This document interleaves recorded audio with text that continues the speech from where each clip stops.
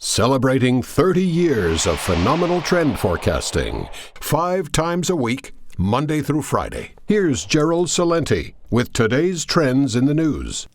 Hi, this is Gerald Celente. It's Wednesday, March 30th, 2016, and here are some of today's trends in the news. Well, if it's the last Wednesday of the month, you know what that is. Trends Monthly. That's right. And what a Trends Monthly this is. You got your TrendsJournal recently. You keep getting trend alerts. Every weekday night we do Trends in the News. Now the Trends Monthly that you've been getting, and wait till you look at this one. One story after another. Yes, the one by me, of course, with When Yellen Speaks, Gold Spikes.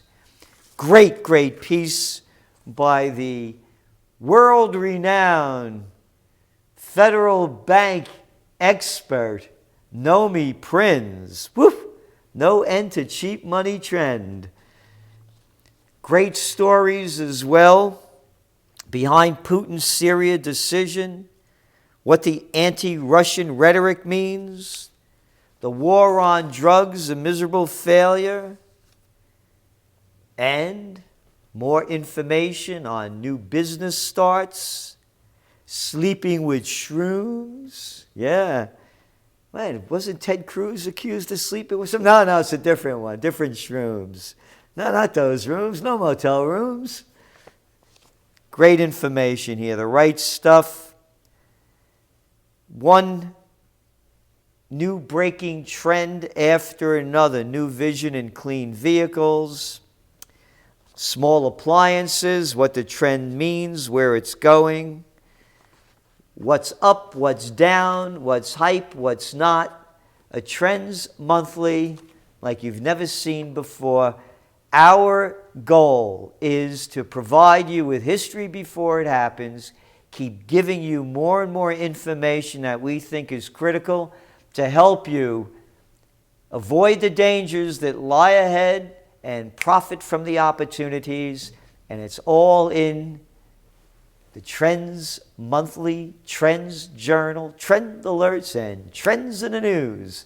And as we move on with Trends in the News, let's take a trip over there to Asia. Well, one day the Shanghai's up, the next day it's down. Today it's up, Nikkei's up, down, beep, bop. So, just a mix of what was the day before, but just in the opposite direction. And for no good reason. But over there in Europe, the markets went up. And over here in the States, the markets went up. And you know why? Because of Yellen speaking yesterday. Yeah, more hope for more stimulus maybe. But hey, we're not going to raise those interest rates. We may, but we may not. And it looks like we won't. Just to be clear about nothing, because she always does, says something that you can't understand, because any intelligent person knows it's just... Oh, come on now. That ain't even bullshit. That's horse shit. That's right. That's all they keep dishing out. But boy, the markets like it. Now, the Dow is up over 80, but it was up much more than that, over 150. But it closed up nonetheless. Hey, remember yesterday gold was up over $10? Well, $20, closed down today, $10 less, but still up. And oil, oil was down yesterday. Oil was up today with 3%. It was booming up. Closed flat. Yep, on the news of same old news, but just told in a different way. Them stockpiles, well, they build, but they didn't build as much as they thought they'd build, but other things didn't happen because they said they were going to happen, and that agreement between the Saudis and OPEC, and just more BS. Again, the markets are moving, gold is moving. Nothing of this has to do with price discovery. It's only a rigged game. Oil inventories spook investors. Yeah, great. Anyway, so West Texas now is back down under 40, as is Mr. Brent. And what do they say about Yellen? People are just trying to gain any kind of insight into the Federal Reserve, said Robert Pavlik, chief market strategist at Boston Private Wealth. But right now, your middle of the lineup and you're a cleanup hitter. Janet Yellen speaking about keeping rates lower, that feeds a risk-on trade that keeps the dollar lower and helping commodity prices. I think people are chasing the market, and it's not based on fundamentals, he said. You got it. It's not based on fundamentals, and this thing that you're in the middle of the lineup and a cleanup hitter, let's save that for the little boys that still get off on sports, all right? How about calling it a rigged game? Could anybody say that? No, let's be polite. Yeah. I think people are chasing the market, and it's not based on fundamentals. Period, paragraph. True price discovery is gone. But remember what I said yesterday about those iShares, those MSCI emerging markets ETFs? Up 1% yesterday, up another percent today. Yeah, we'll keep talking about the emerging markets because that's why they have to keep the dollar cheap. Because all this emerging market debt from when the dollar was cheap and all this quantitative easing, zero interest rate policy, that fueled the fake boom. And now commodity prices down, the emerging markets currency sinking, they got to pay back this debt, and if the dollar goes up, interest rates go up, they can't pay it back as it is. They won't be able to pay it back at all when they raise interest rates, if they ever do. So now they're looking at possibly one interest rate hike in the coming year. And here's the reports in the papers today about what Yellen yelled out yesterday. Saying Fed sees better days ahead, Yellen sees patient course on rates. Yep. Again, about nothing. Stocks jumped and bond yields fell in the moments after the publication of Mrs. Yellen remarks. But they didn't mention gold. It's okay. Yellen remarks move markets to year's highest point. Yep. Yellen's remarks. No fundamentals of the economy. We're going to keep that cocaine and heroin addiction, that money junkie addiction going. End of story. Yellen defends cautious role on rates. This is the Wall Street Journal. The key, she said, is that global economic and financial backdrop looms more threateningly now than before.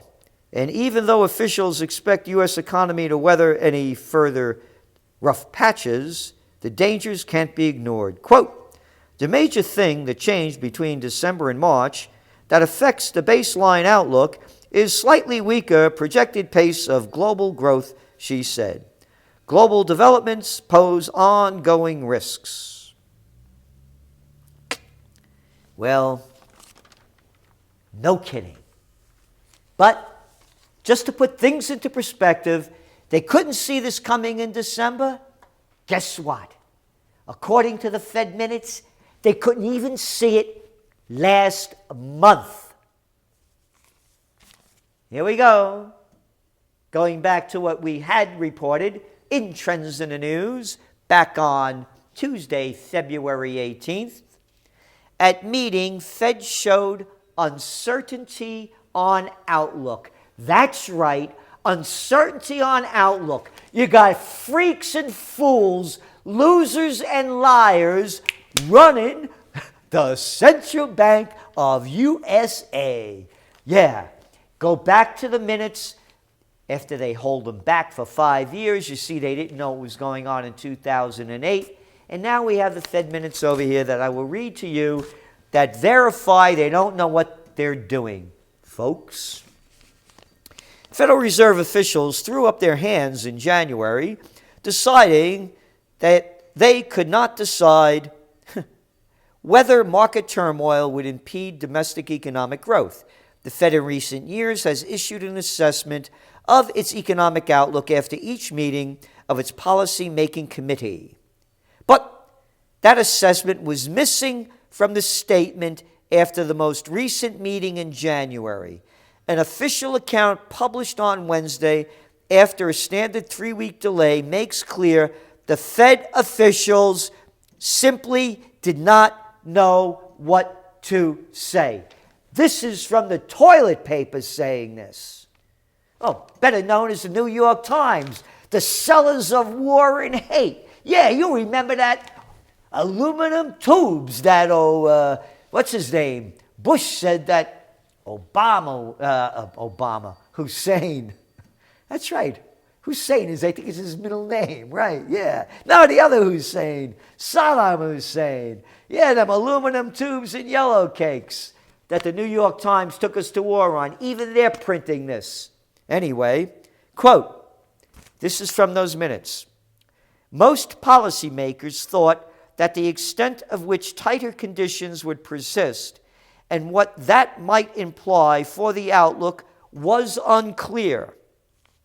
Now, could you imagine hiring somebody to do your job and they're this damn stupid as the world economy with all the data showing it's in a decline? But hey, boy, did they applaud Yellen after her speech. Okay, I will continue here. And they therefore judged it was premature to alter appreciably their assessment of the medium-term economic outlook, the meeting account said. So, they don't know what they're talking about. They don't know what they're talking about. That's why they babble and seem like they're babbling like fools. Yes, they are fools, but that foolish babble is to make it pretend like they know what they're talking about. So, capital flows to emerging markets surged to 21-month highs. Again, they need to keep the interest rates down so the emerging markets don't collapse. Again, look at the data, look at the facts, listen to what they say. Who would hire anybody to be such a failure? You'd fire them. You're fired, yeah. But they do the same crap in government. You got one losing, lying freak. Look at the military. Look at the failures. Yes, sir. Yes, sir. Yeah, bow down, salute. I salute all of you. A bunch of losers. Environment, education, central banks, one failure after another by their words and by their deeds. Don't forget to vote. Vote for a lesser of two evils. Let's keep stupid going. And I'll continue here. Asian development economies, once home to double-digit growth rates, will see momentum stall over the next 2 years, according to the Asian Development Bank. Yeah, but the Fed says we don't know what's happening. We're going to have a meeting to discuss the variables of different logarithms that dissect with different multipliers, plus a subtraction of additional steps not seen and forecasted, but thought of, but not understood. Yep. Whew. Here's how stupid they report things. This is the Wall Street Journal. Yen finally weakening versus other havens. Great! The yen is finally weakening. That's good news, you Japanese. Here. In his continuing battle with the yen, the Bank of Japan finally seems to be getting some good news. As investors pull money out of Japanese assets there are signs that the currency is weakening for good. Isn't that great? Your currency goes down, it costs you more to buy everything. Oh no, but we'll be able to export more. No, you won't. There's a global slowdown. Global trade is down nearly 14%. It gets better. Since the central bank induced negative interest rates in Japan, investors have reduced exposure to Japanese securities by $617 billion, government figures showed on Friday. Isn't that great? It's working perfectly. And what else do we have here? Speaking about China, profits rise 10% at Smithfield Foods. Yep. Bucking a trend for a year during which The sector struggled with a sharp increase in U.S. hog supplies that pressure pork prices. But the Smithfield went up. I mentioned that because they're owned by the Chinese. Yeah, Smithfield. We have to change that name. Yeah. What else do we have here? Boeing has announced it will cut 4,000 jobs. Great peddling fiction. That's what they're doing. Obama says the economy's strong. Rehire those people, Boeing. You're peddling fiction. You could pay for them. So what? Maybe they'll find a job at Walmart's. No, we're going to get the job numbers on Friday. There'll be growth in waiters, bartenders, waitresses, hospitality sector. Another Miami condo bust looms. Sales are down some 20%.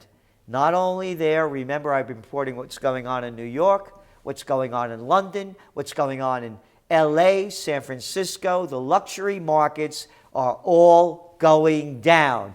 Hey, but the Fed is too stupid to read that? Maybe condo is too big a word for Yellen. Yep. Here we go. In the fourth quarter of 2015, the number of Miami Beach condo transactions declined nearly 20%. So you keep one piece of lousy news after another. The economy stinks. And on to the world front. Not a lot has changed over there. Just a little report I want to read to put things into perspective. Children in Yemen paying the highest price for war, UN says. At least 6 children have been killed or maimed in the fighting every day for the past year. But these 6 children don't count as much as 1 child being murdered in America. Could you imagine a foreign force coming in here and killing 6 children? And they go on to say that that's the tip of the iceberg because the number represents only the cases that have been verified. Much more murder. The World Health Organization said 6,200 people have been killed, over 30,000 wounded.